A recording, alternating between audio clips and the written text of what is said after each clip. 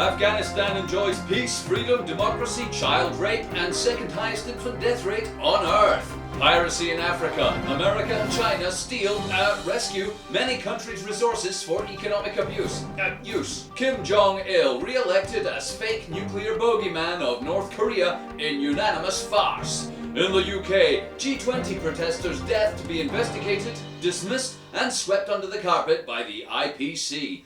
Hello, powerless, debt-ridden, landless, economic peasant slave units. Welcome to the fucking news.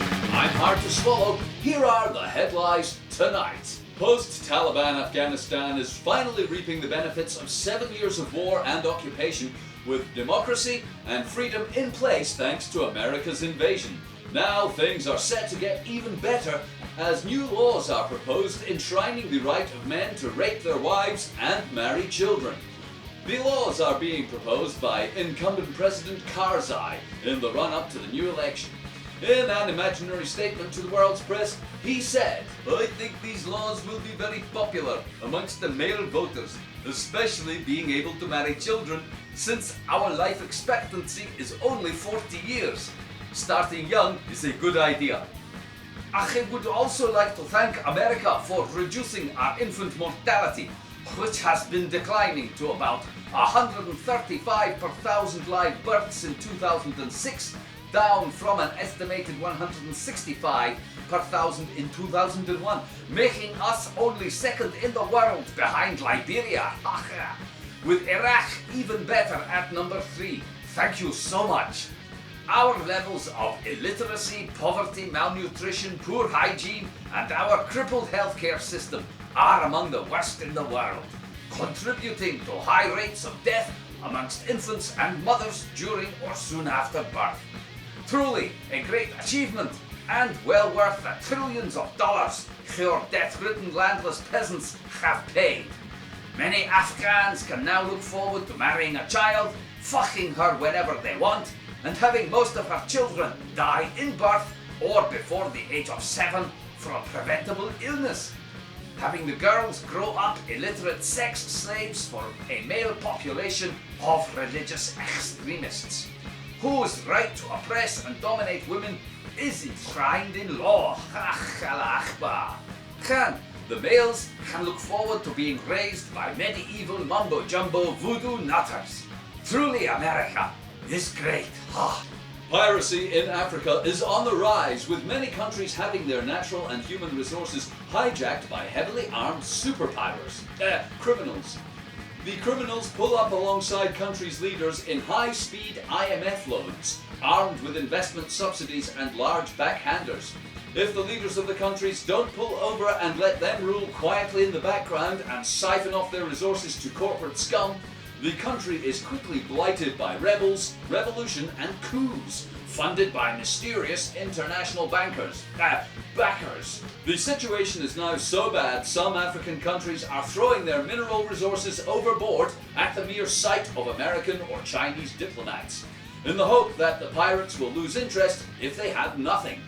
There have been calls for an international security force to go to Africa and simply take over, saving the banks the trouble of even lending the puppet rulers any money. In a related story, Kim Jong-il has been re-elected as fake nuclear bogeyman of North Korea. International agencies were said to be satisfied that the election had been carried out in accordance with their policies on bogeymen, and that the West could continue to paint North Korea as a potential threat and Kim Jong-il as a mad despot with his finger on an atomic trigger. Recent missile tests and previous large explosions within Korea have allowed governments of poorly educated economic slaves in the West to justify huge military spending and the creation of blankets of fear, smothering rational calls for Earth to be a peaceful, nuclear-free planet. More on that story later. In the UK, the death of a protester at the G20 meeting in London is to be investigated by the toothless IPC and then swept under the carpet as soon as possible.